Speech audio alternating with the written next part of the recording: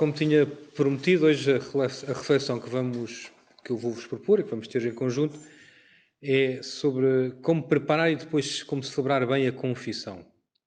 E o primeiro ponto que eu queria recordar, sublinhar, enfim, pode ser já bastante evidente, mas julgo que nos tempos que correm é de sublinhar, é recordar que a confissão é um sacramento. E por isso perguntar-nos, antes de mais nada, o que é um sacramento?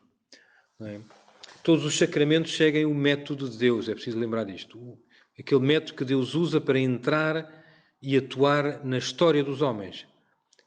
Trata-se de uma maneira de agir que leva a sério a liberdade humana, portanto, não se impõe, mas ao mesmo tempo introduz, de facto, uma novidade na história que os homens por si só não eram capazes de realizar. Um sacramento é, por isso, sempre um milagre. Ultimamente é um milagre. Um ato de Deus na história dos homens. Olhando para toda a história da salvação, e especialmente para Jesus Cristo, que é o ponto culminante da história da salvação, vemos que não faz sentido discutir se o modo como Deus nos salva, deste modo, é o melhor ou se deveria haver outro. Como alguns que dizem, se calhar não era necessário ter feito isto ou aquilo outro. Não faz sentido. Nós acreditamos que Deus escolheu e que escolheu na sua sabedoria, que é também a sua misericórdia, aquele método, o método ideal e o mais adequado para conseguir realmente regenerar, fazer com que os homens se salvassem e adquirissem uma vida nova. Por isso, se nós pelo pecado ficamos desligados e feridos, o método que Deus utiliza é aquele método que reconcilia e que cura o homem. Ora, o método de Deus tem sido sempre, portanto, o de entrar na história para que os homens possam ver, ouvir, tocar o que Deus faz e, portanto, reconhecer nos sinais, naquilo que são os sinais da presença de Deus, a presença que liberta, que salva, que reconcilia, uma presença do amor que não deixa o outro na mesma, mas que o transforma. Este é um método que em Jesus Cristo, como dizia, quando atinge o seu cume, o seu ponto alto, o seu ponto definitivo, mas exatamente porque Jesus é Deus, mas também é homem. É o mistério da encarnação que está por detrás de toda a lógica dos sacramentos.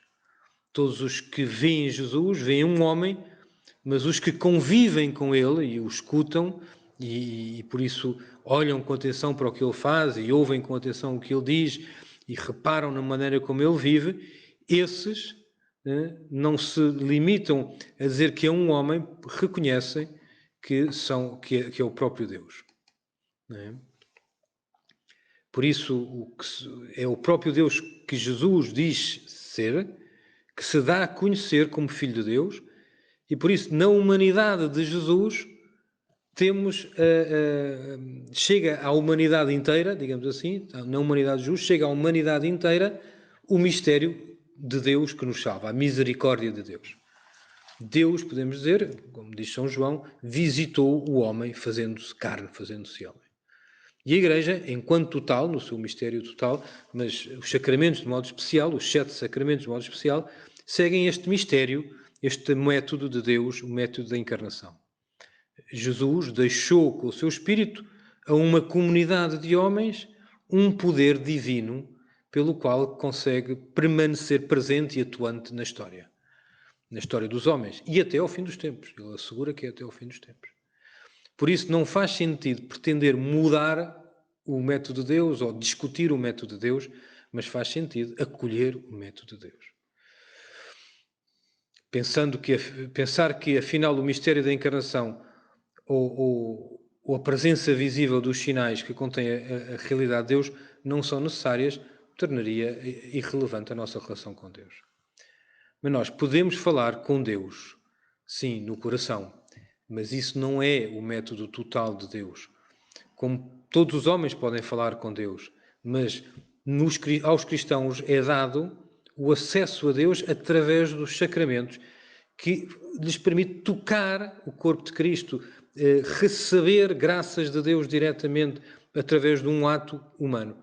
É um pouco como São Tomé, que quis tocar as chagas de Jesus. Isto também nós temos nos sacramentos. Não é só uma interioridade, mas é um facto também visível. Todos os sacramentos, se a gente quisesse olhar para todos os sacramentos, são sinais, mas muito mais do que isso, são ações de Deus na história.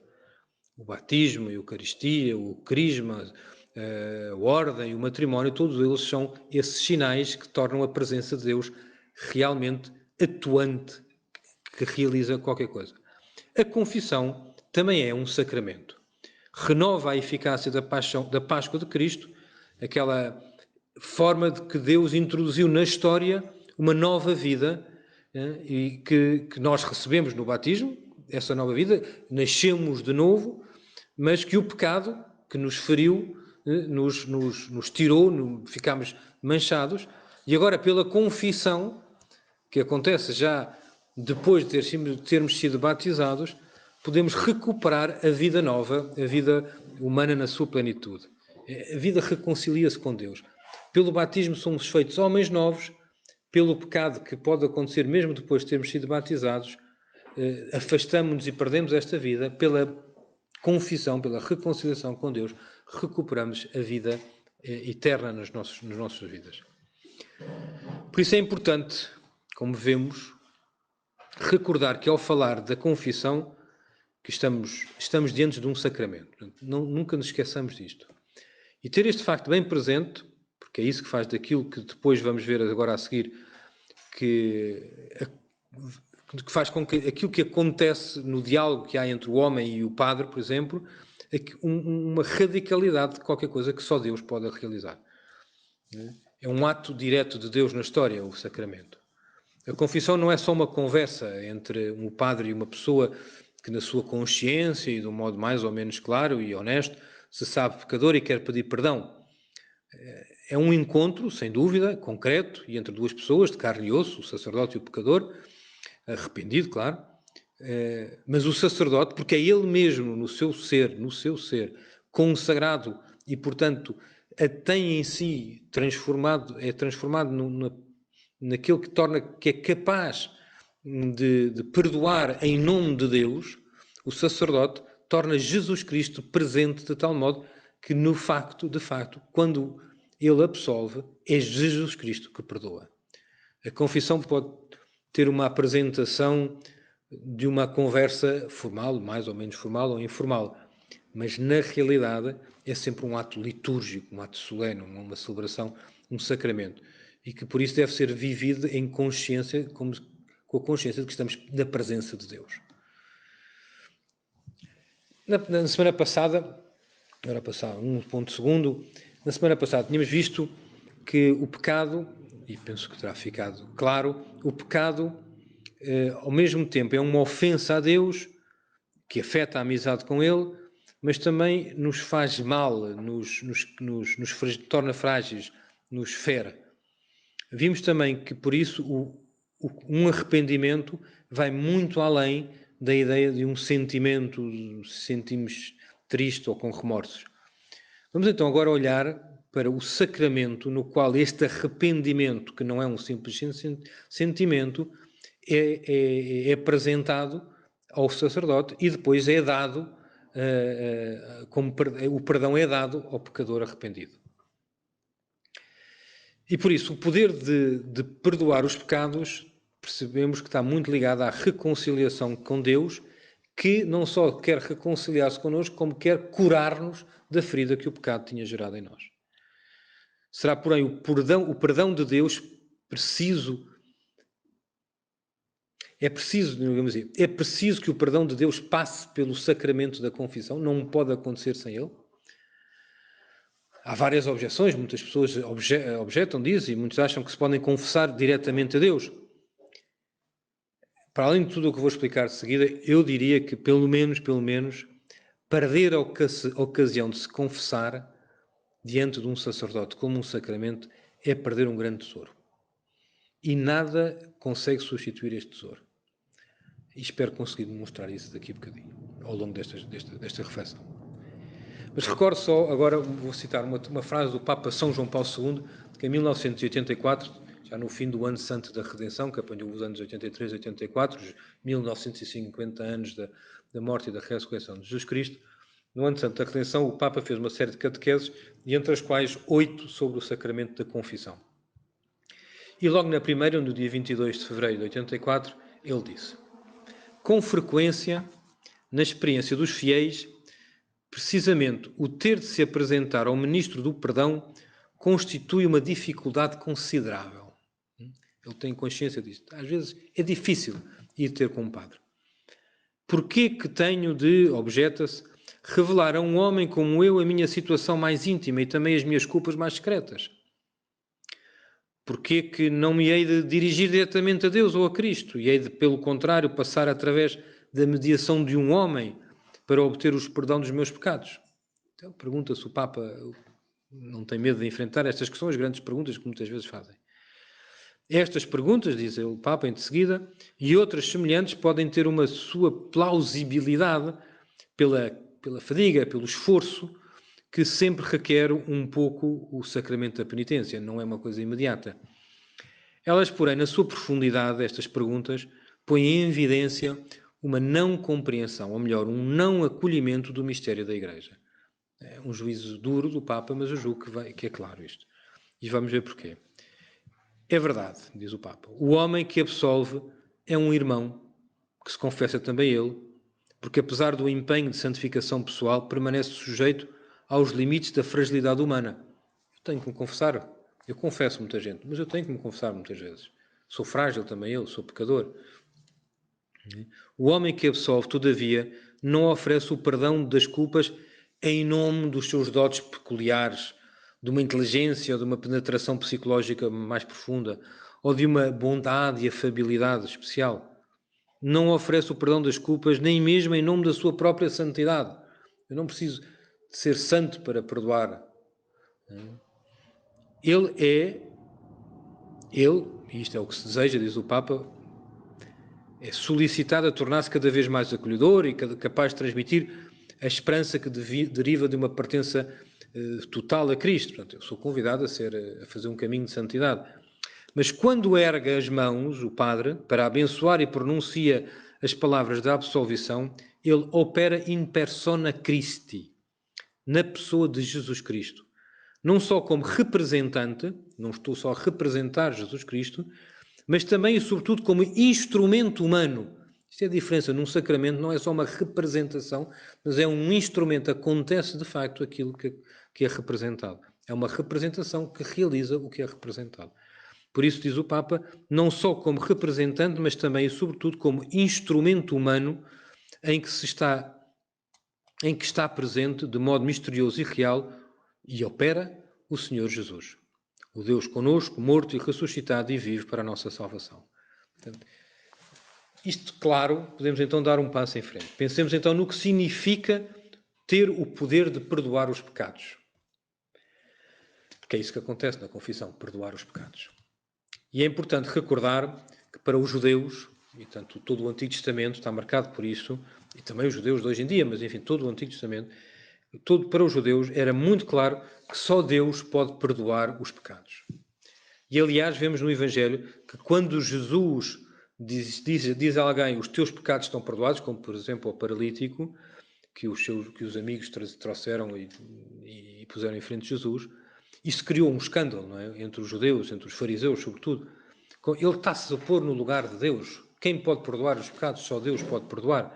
E por isso os fariseus consideravam inaceitável que Jesus pudesse perdoar os pecados. Ora, nós somos herdeiros dos judeus. E a mesma certeza que eles têm de que só Deus perdoa, também a temos nós.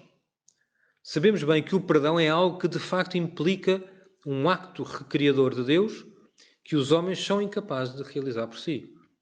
Se o pecado ofende a Deus e estraga o coração humano, nenhum homem pode salvar-se a si mesmo, auto-perdoar-se. A ofensa a Deus gera um corte de relação com Deus e que nós, seres finitos, não conseguimos recuperar. É impossível ao homem repor. Só Deus, infinito e eterno, pode repor aquela ruptura infinita. Mas a diferença entre nós, cristãos, e sobretudo católicos, e os judeus, é que nós acreditamos que Jesus é Deus. E que, por isso, dizer que Jesus pode perdoar os pecados está totalmente de acordo com a afirmação de que só Deus pode perdoar os pecados. Ele é Deus. Ele e o Pai são um e pode mesmo perdoar os pecados em nome próprio, não é? Eu te perdoo os teus pecados. Aliás, acreditamos que Jesus veio exatamente para introduzir na história dos homens o perdão dos pecados. Zacarias, o pai de São João Batista, quando São João Batista nasceu, ele tinha ficado mudo desde a gravidez, desde que tinha recebido a revelação que iria ser pai e não acreditou, até o nascimento de João Batista. E depois tem aquele belíssimo cântico que está no Evangelho de São Lucas e que termina que olhar para o seu filho, João, que iria ser o precursor, como nós sabemos, e diz: "E tu, menino, serás chamado profeta do Altíssimo, porque irás à sua frente a preparar os seus caminhos para dar a conhecer ao seu povo, para dar a conhecer ao seu povo a salvação pela remissão dos pecados. Graças ao coração misericordioso de Deus."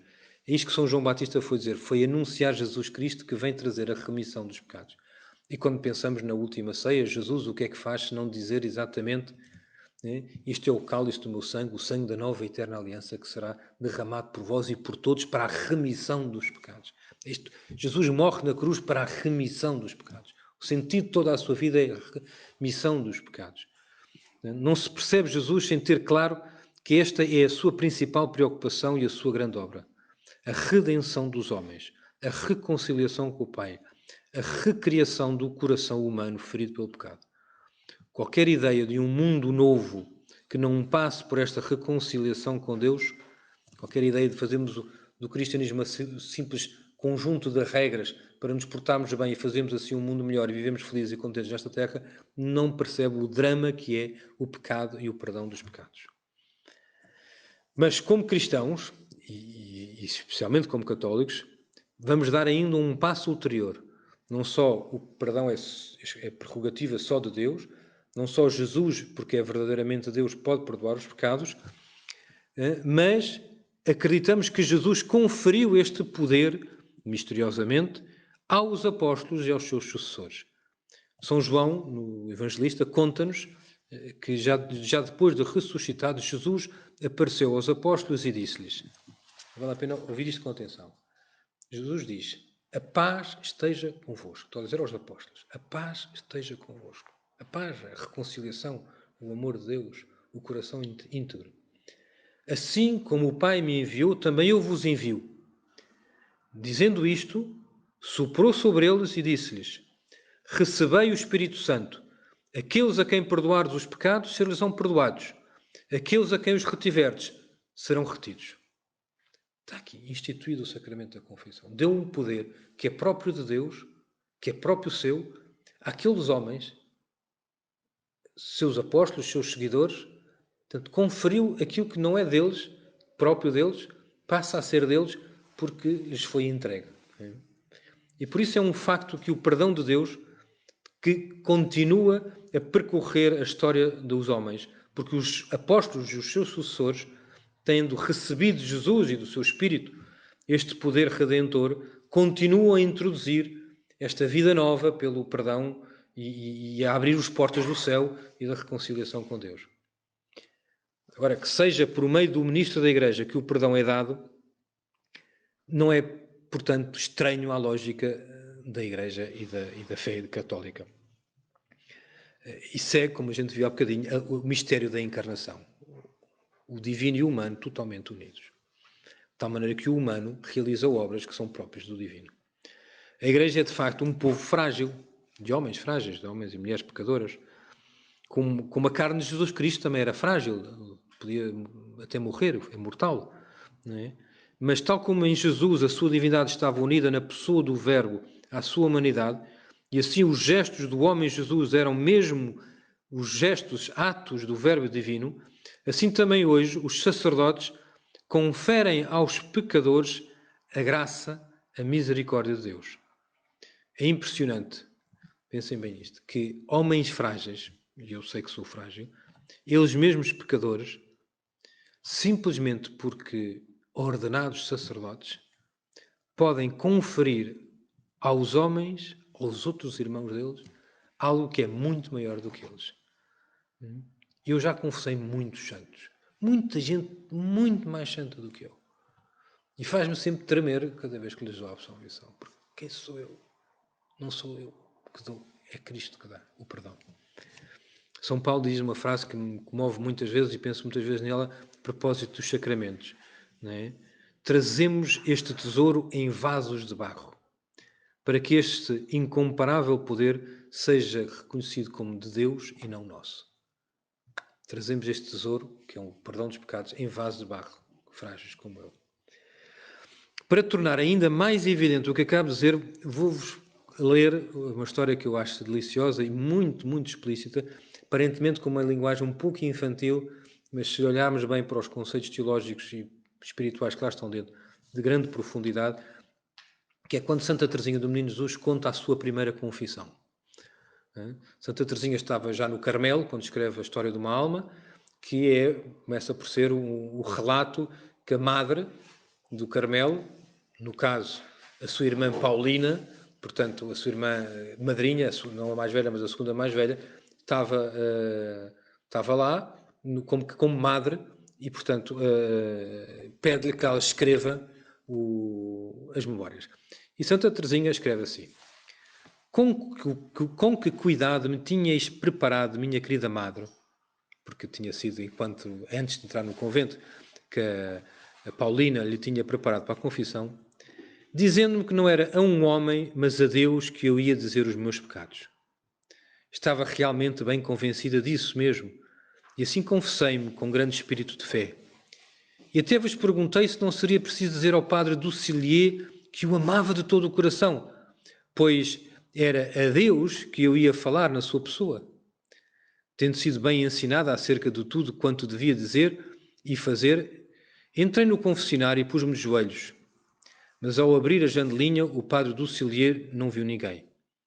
Eu era tão pequenina que a minha cabeça ficava por baixo da tabuzinha onde se apoiam as mãos. Então disse-me que ficasse de pé.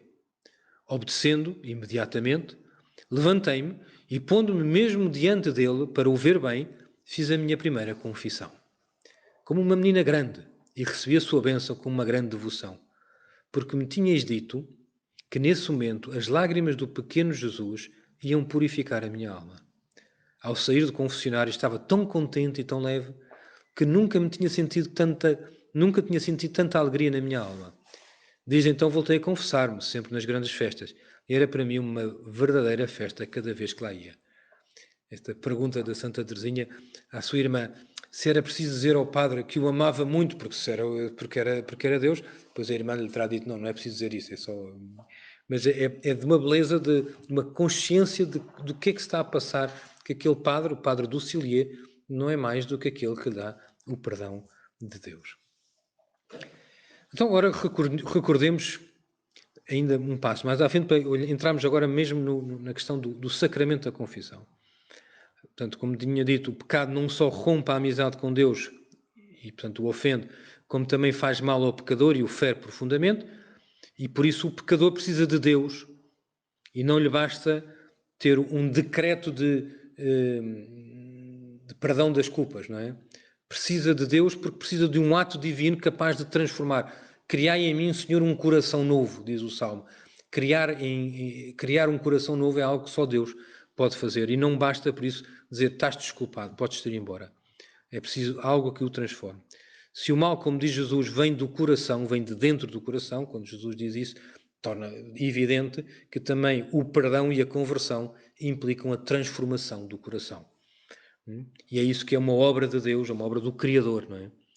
Ora, Jesus, ao morrer e ressuscitar, faz com que haja uma nova criação.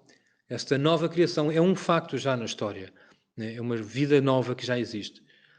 Se, enquanto estamos neste mundo, continuamos a ser tentados, e tantas vezes o somos, e a poder dizer não a Deus, e até mesmo depois do batismo pecamos e nos desligamos do corpo de Cristo, a confissão o que faz é precisamente introduzir de novo a pessoa nesta vida divina, nesta vida nova, dando aquele perdão que reconcilia e cura. Então, em que é que consiste a confissão? Como já vimos e conhecemos bem, é um diálogo entre um pecador arrependido e um sacerdote. Há duas imagens que podem ser utilizadas, e que às vezes são, e podem ser úteis para ajudar a compreender. Uma é do tribunal, mas um tribunal especial, onde não uma pessoa não é acusada por outro, mas por si mesma, e se apresenta como culpada. Apresente no tribunal diante de Deus a dizer: eu tenho culpas. Certo de que, como diz São João, Jesus, que morreu por nós para nos salvar, é o nosso advogado junto do Pai. São João tem esta frase belíssima na primeira carta que escreve: se dissermos que não temos pecado, enganamos-nos e a verdade não está em nós. Se confessamos os nossos pecados, Ele, que é fiel e justo, perdoará os nossos pecados e nos purificará de toda a injustiça. Meus filhinhos, isto vos escrevo para que não pequeis, mas se alguém pecar, temos um advogado junto do Pai, Jesus Cristo, o justo. Este é um tribunal muito especial não é? Precisamos, na confissão, como já vou de seguida explicar, ter bem presente o mal que fizemos, não é? Acusarmos-nos.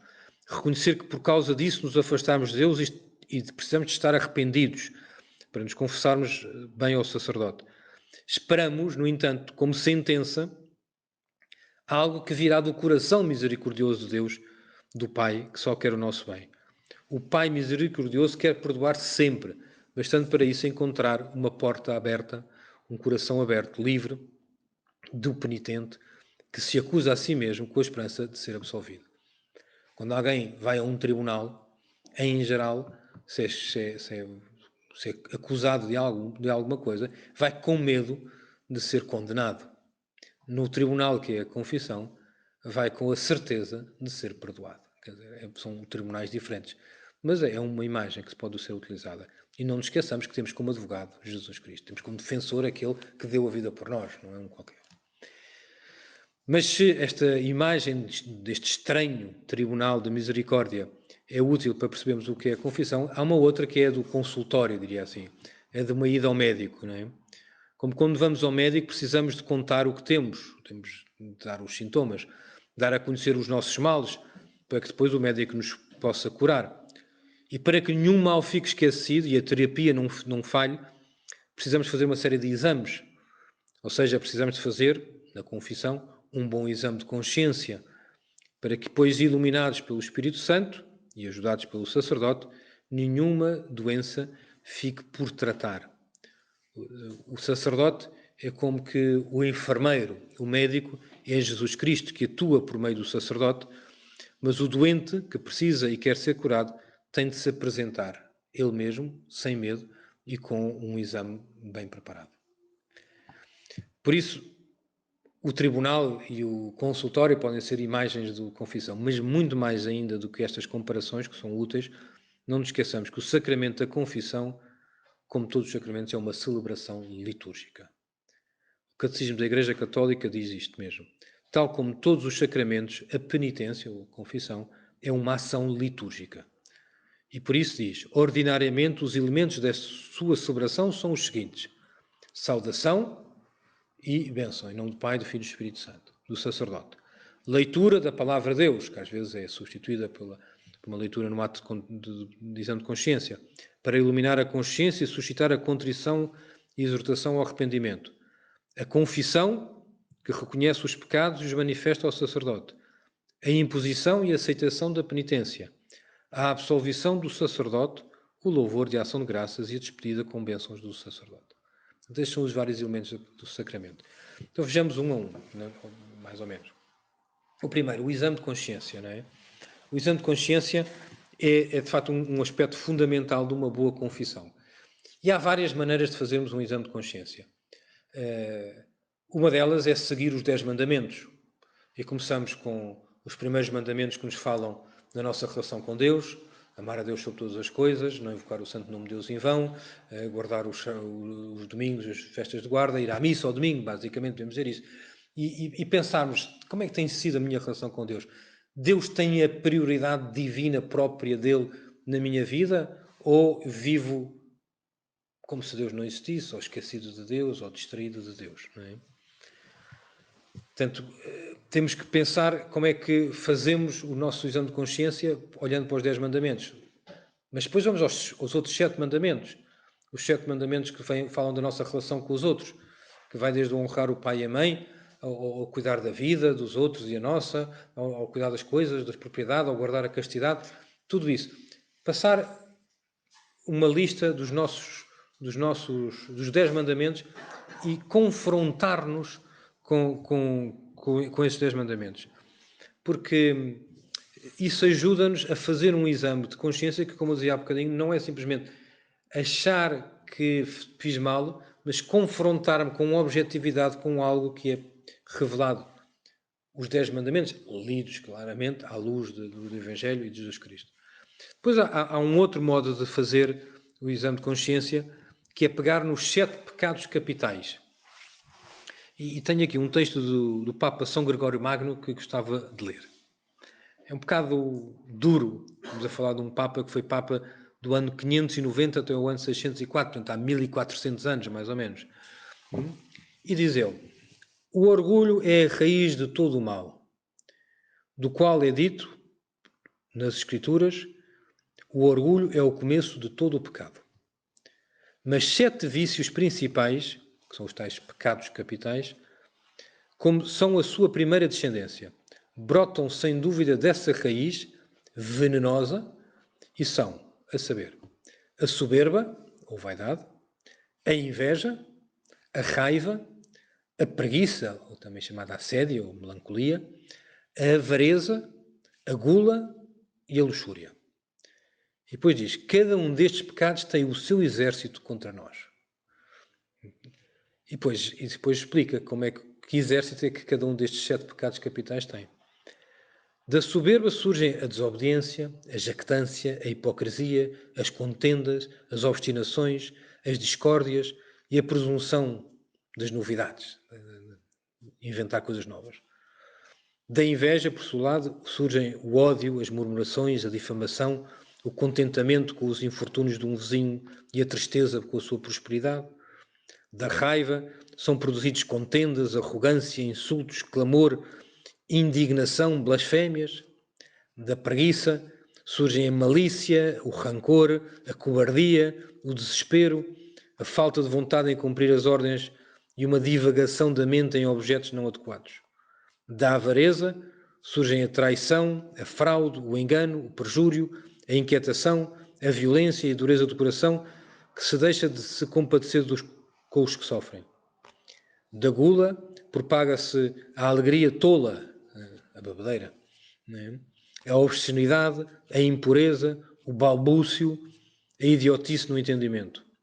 Da luxúria são geradas a cegueira de mente, a falta de consideração, a inconstância, a falta de respeito, no fundo, a inconstância, a precipitação, o amor próprio, o ódio de Deus, a afeição por este mundo presente, mais o medo ou o desespero do que está para vir do que propriamente uma afeição.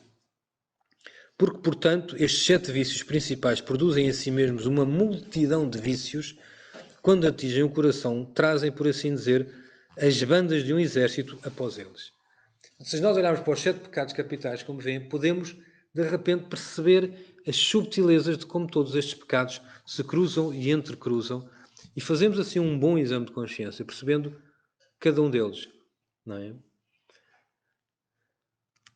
Claro que assusta um pouco pegar num texto como este, não é? Porque a gente sente sempre um bocadinho, bem, eu sou isto tudo ainda pior do que isto, não é? Mas este é um exame de consciência de um grande santo, não é? Como o São Gregório Magno, mas não é um texto ultrapassado, não é uma questão ultrapassada, é aliás de uma perspicácia, de uma penetração psicológica profundíssima. Estas são 2 formas possíveis de fazer um exame de consciência. Contudo, para fazer um bom exame de consciência ainda é preciso dizer mais uma coisa, ou algumas coisas.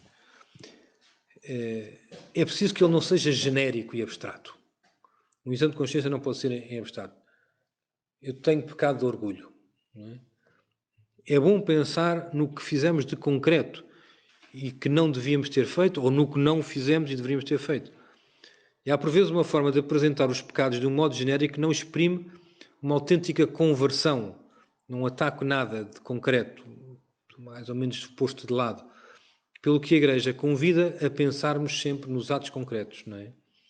E voltando àquelas catequeses do Papa João Paulo II, ele a certa altura dizia: o homem tem dificuldade em admitir que a escolha errada rompa a harmonia que deve existir entre ele e os irmãos ou entre ele e o cosmos. A dificuldade aumenta ainda mais quando é preciso reconhecer não o pecado na sua abstração teórica e geral, mas na sua densidade de ato realizado por uma pessoa concreta e, por isso, também na condição em que se encontra essa pessoa determinada por ter feito esse ato, esse pecado.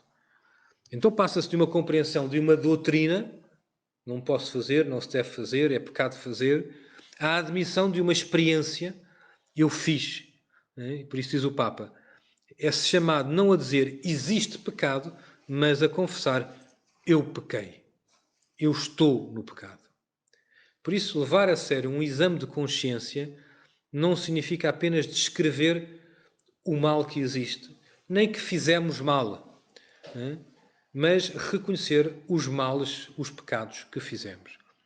Um ato humano, quando além do que se pode escrever enquanto facto exterior, também tem a intencionalidade, por isso tem que ser ainda mais profundo do que simplesmente descrever, fiz isto, porque é preciso dizer a intenção com que se fez, a preocupação com que se fez, contar a responsabilidade com que se fez, contar até as circunstâncias em que se fez, onde pode haver coisas que, por essas circunstâncias, tornam ainda mais grave o pecado, ou fica atenuado o pecado. Mas, de facto, precisamos de contar, não basta dizer em geral o pecado, precisamos contar os factos, mas não basta relatar os factos, é preciso ir ainda à interioridade dos factos, da maneira como eu realizei os factos. Isto é o que fazemos no exame de consciência, não é? Para tentarmos ir à raiz dos pecados, porque também queremos introduzir ali o perdão de Deus, não é? São precisos, nos exames de consciência, isso também é muito importante sublinhar, evitar dois extremos. Os escrúpulos, que se juntam a muitos medos, e se juntam sobretudo à desconfiança do amor de Deus. Portanto, eu acho que não posso ser perdoado porque sou muito pecador e tudo o que faço é mal. E a ideia contrária de que não há mal em pecar, porque Deus não se rala com o mal que fazemos. Deus é sempre bom, Deus é um bonacheirão, portanto Deus perdoa sempre. Tanto os escrúpulos como este achar que Deus não se interessa pelo nosso pecado é completamente contrário àquilo que Jesus Cristo fez e revelou. E por isso é impossível para um cristão cair num destes erros sem sentir que está a fazer um mal ainda maior. O pecado é algo que fere o homem e que ofende a Deus, o Deus que nos ama. Mas Deus, exatamente porque nos ama, não fica indiferente ao pecado que fazemos. Não fica indiferente ao facto de termos ficado feridos. Como um pai não fica indiferente ao filho que ficou magoado só porque ele, pai, não ficou magoado. Não é? Fica preocupado. E o Pai preocupa-se sempre connosco. Não é indiferente. Ele sabe que o pecado nos feriu e por isso quer também nos salvar. Nem o escrúpulo, nem o desinteresse, o achar que Deus se desinteressa do nosso pecado, faz jus à verdade de Deus. Agora, para fazer um bom exame de consciência, não precisamos de começar, não devemos começar por olhar para o mal que fizemos e comparar isso com os mandamentos ou com os pecados capitais. A mover-nos está um movimento anterior, à atração. Não é? Deus ama-nos e nós reparamos nesse amor. Nós damos-nos conta que Jesus deu a sua vida por nós. E por isso, quanto mais próximos de Deus vivermos, quanto mais íntimos formos, quanto melhor conhecemos os Evangelhos e mais intensa for a nossa relação com Deus, com o Pai, por isso é que os santos dizem que são os maiores pecadores, também mais fácil se torna um bom exame de consciência. Porque mais evidente se torna na consciência o mal que se realizou e mais forte se torna a experiência do amor de Deus. Eu gosto tanto de Deus que me custa tanto ter ofendido Deus. E por isso eu quero descobrir os pormenores dos meus pecados para chegar ali a cura que Deus quer dar, não é? Isto leva-nos por isso a concluir que um bom exame de consciência começa muito antes dele ser feito. Começa quando cuidamos da nossa relação com Deus, com a Igreja, que nos dá os sacramentos, que nos prega a verdade e que nos dá a conhecer Jesus Cristo. Por isso a identificação dos pecados deve ser feita sempre a par, com um propósito de emenda. Um exame de consciência não é só a identificação dos pecados, mas é também associado a isso um propósito de emenda. Queremos emendar-nos porque amamos a Deus. Tem que ter a mesma motivação. Não queremos só dizer o que fizemos mal, mas fazemos este exame de consciência também atentos ao futuro. Não é só para olhar para o passado, olhar para o futuro. E o futuro no exame de consciência requer este propósito de emenda que, porque nós somos frágeis, tem que ser humilde e tem que se tornar um pedido mendicante. Suplico a graça de Deus. E é por isso que um bom exame de consciência com um propósito de emenda inevitavelmente me vai levar a pedir a graça de Deus e ir ao sacramento. Então abeiramos do sacramento da confissão. Feito o exame de consciência, ou um exame especial que se faz em ordem à confissão, ou um exame habitual, que é bom que todos façamos diariamente ou regularmente. Quando está claro que precisamos de ser confessados, devemos ir ter com o padre. Devemos nos ir confessar. Não devemos esperar. Pois há uns que se preferem confessar a um padre conhecido, outros a um padre que não conhecem tanto, uns sempre ao mesmo, outros a variar. Tudo isso pode variar e não digo que haja regras absolutas nisto. Só digo que o critério para escolher uma solução ou outra deve ser sempre aquela: o que é que me ajuda mais a ser melhor? O que é que me ajuda mais a entrar, a deixar que Deus me cure e me trate? Não o que é que me ajuda mais a fintar Deus e a esconder as minhas coisas, mas o que é que me ajuda mais a dar o passo de conversão que eu preciso dar com o sacramento da confissão. Pois nós sabemos que o sacerdote tem o dever radical, e isto digo-vos mesmo, é das coisas mais sérias de todas, tem o dever radical de guardar o segredo da confissão. E é uma exigência perentória, não é? Que requer que nem sequer ao penitente o padre possa falar de novo, a não ser que o penitente lhe peça falar de novo de um pecado já confessado e perdoado. Mas é possível que o facto de ser muito conhecido ou totalmente desconhecido afete a pessoa que se vai confessar. Pronto, isso é legítimo. Mas insisto, que nunca a escolha seja por uma questão de menos seriedade, mas seja sempre por mais de seriedade. Hoje há poucos padres, dizem as pessoas, e é verdade, e nem sequer estão disponíveis nas igrejas às horas convenientes. Além disso, estão muito ocupados e mesmo quando estão nas igrejas às vezes estão a fazer outras coisas. E por isso eu, além de sugerir que as pessoas, quando se querem confessar, vão mesmo à igreja, batam à porta, insistam, esperem se for necessário, voltem se o padre não aparecer, mas não desistam. Não desistam de se confessar quando percebem que é preciso confessar. De qualquer forma, é também bom pensar nisto. E apesar de ser certo que a decisão de se confessar pode ser vista como sendo de cada um de nós, na origem desta decisão temos de reconhecer que está um chamamento de Deus. É Deus que nos está a chamar. Mais do que nós que nos queremos confessar, é Deus que nos quer dar o perdão. É Deus que está à nossa espera. Não é? É Deus que, recordamos todos o filho pródigo, a parábola do filho pródigo. Quer dizer, o pai já estava à espera que o filho voltasse. Não é? O pai já estava à espera que o filho voltasse.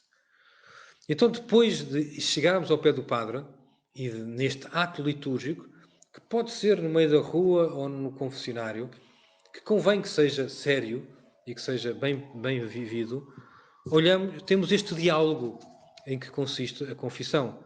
Não é? E é muito bonito que a Igreja tenha esta forma de celebrar a penitência como um diálogo entre duas pessoas. Não é? Ela, com isto, trata o pecador com uma grande delicadeza e, ao mesmo tempo, com uma grande seriedade. Uma seriedade que a pura justiça humana não consegue compreender. Há algo de pessoal, de profundamente pessoal, de íntimo até, que está em jogo. Por isso a celebração da confissão consiste num encontro pessoal, que deve, idealmente, ser acolhedor e, ao mesmo tempo, compreensivo e, ao mesmo tempo, sério com a gravidade do pecado. Estamos a falar de um pecador diante de Deus que pede perdão a Deus, mas que também terá feito mal aos seus irmãos. E por isso que o perdão de Deus seja dado nesta intimidade, neste segredo da confissão, ajuda também porque a pessoa que se converte muitas vezes não consegue explicar isso aos outros, senão no tempo. mas Deus que vê o coração consegue antecipar o perdão. E por isso a justiça humana é mais lenta do que a justiça divina a perdoar. Né? A justiça humana é menos capaz de perceber o perdão. Que a nossa confissão seja autêntica e séria e verdadeira diante de Deus em segredo, permite-nos também depois reentrar na história com os outros irmãos a quem muitas vezes ofendemos, com esperança de que eles também se reconciliem connosco, não é? Agora, a confissão começa com uma saudação por parte do sacerdote, o sinal da cruz, e depois o pecador deve dizer os seus pecados, deve acusar os seus pecados, em número e em espécie, diz a doutrina. Não apenas contar os estados de espírito, mas contar os pecados, os tais que o exame de consciência fez vir ao de cima. Não é preciso entrar em detalhes inúteis, mas não se deve esconder nada que ajude o sacerdote a perceber o que está em jogo. Não tanto para que o sacerdote consiga fazer o filme do acontecimento, mas para que o pecador tenha consciência que explicou aquilo que era preciso ser explicado na confissão do seu pecado. O Catecismo da Igreja Católica cita o Concílio de Trento, portanto, que aconteceu no século XVI, e que falou muito da confissão. E o Catecismo cita esta frase do Concílio de Trento que diz: sobre a confissão, requer-se que o penitente enumere todos os pecados mortais de que tem consciência, após se ter seriamente examinado, mesmo que tais pecados sejam secretíssimos. Todos os pecados mortais devem ser confessados. E o pecado mortal, como dissemos a semana passada, é aquele pecado sobre matéria grave que é livremente e conscientemente cometido.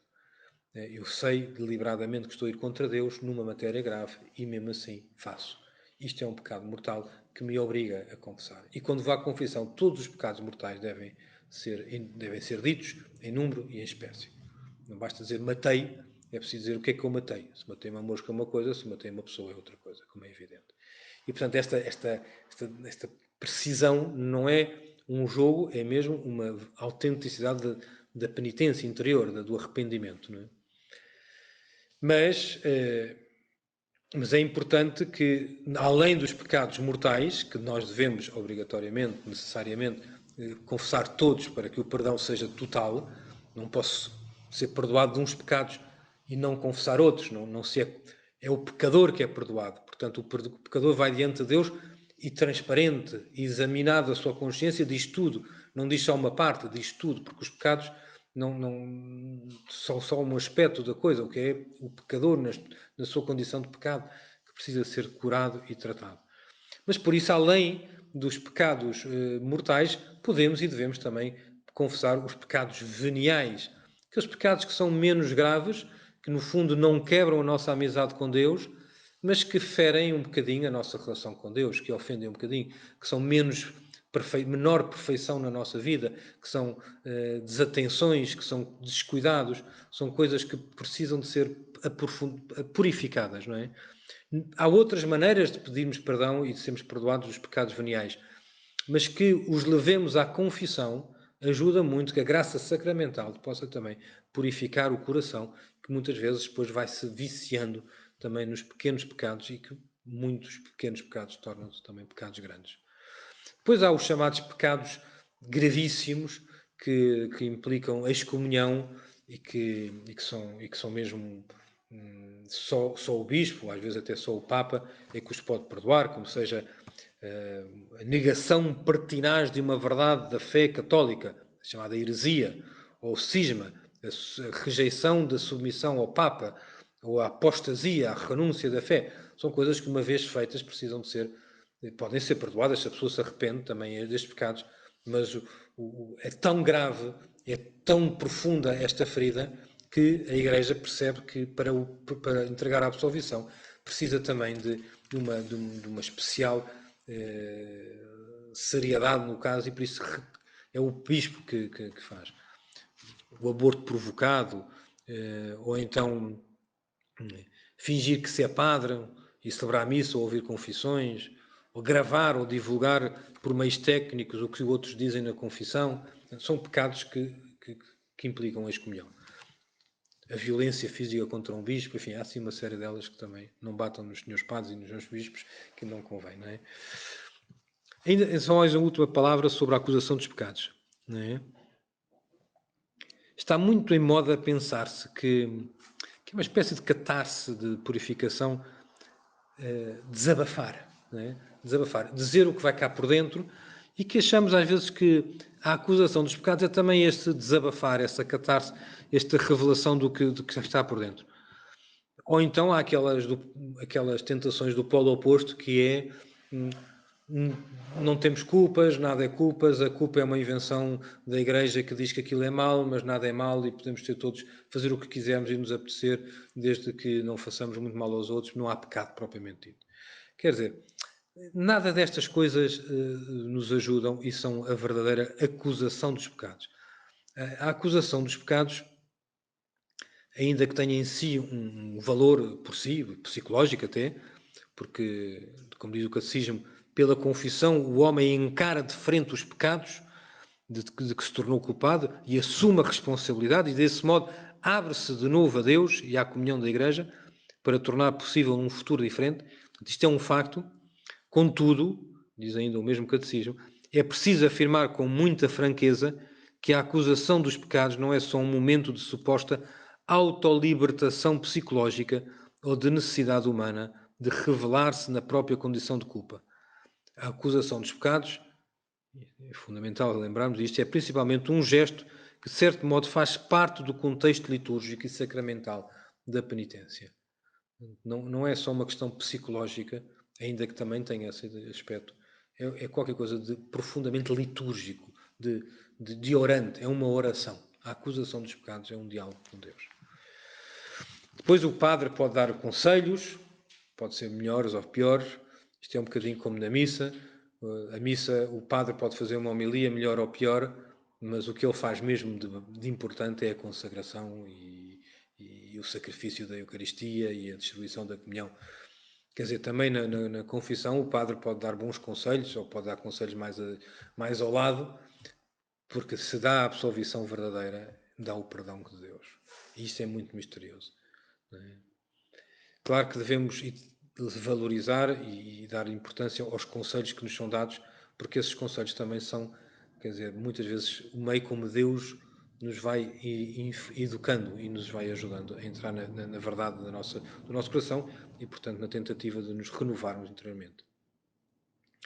E chegamos então depois ao momento da absolvição. É um momento grande, é um momento solene. Às vezes um bocadinho à pressa. O padre diz que reza o ato de contrição e a pessoa começa a rezar o ato de contrição e depois o padre levanta a mão, dá a absolvição e as pessoas nem se dão conta do que está a acontecer. Mas naquele momento deviam-se pôr de joelhos, se puderem, porque é um bocadinho como no momento da consagração na missa. É um momento em que são ditas palavras que mudam a realidade humana. Não é? Quando o padre, de facto, depois do penitente ter dito o ato de contrição, por meio do qual renova todo o seu exame de consciência, toda a sua acusação de pecados e todo o seu propósito de emenda. Não é? E o padre da absolvição, o Papa João Paulo II diz: esta é a resposta de Deus ao homem que reconhece e declara o próprio pecado, que experimenta a dor de o ter cometido e que se dispõe à mudança de vida proveniente da misericórdia recebida. E por isso o padre dá a absolvição, e vou dizer agora as palavras da absolvição, sem dar a absolvição a ninguém, mas só para que tomem consciência destas palavras e que numa próxima confissão as ouçam comovidos. Podem ser ditas algumas mudanças, algumas alterações, mas o texto oficial diz isto. Deus, Pai de misericórdia. Primeira frase. Pai de misericórdia. Que pela morte e ressurreição do seu Filho reconciliou o mundo consigo. Portanto, a morte e a ressurreição de Jesus Cristo introduziu na história do mundo o perdão dos pecados, a reconciliação com Deus. E enviou o Espírito Santo para a remissão dos pecados. Jesus soprou sobre os apóstolos, deu-lhes o poder de perdoar os pecados. Portanto, temos o Pai de misericórdia, a morte e a ressurreição de Jesus Cristo e a presença do Espírito Santo para a remissão dos pecados. Te conceda a ti, este Deus que é Pai, que é Filho, que é Espírito Santo, te conceda a ti, pelo ministério quer dizer, pelo serviço, pelo ministro da Igreja, pelo aquele que está em nome de Deus, o perdão e a paz. O perdão, a reconciliação com Deus, e a paz, a cura interior, a transformação do coração. E depois diz, e reparem que a Igreja é muito séria nisto, quando o padre diz uma coisa in persona Christi, diz eu.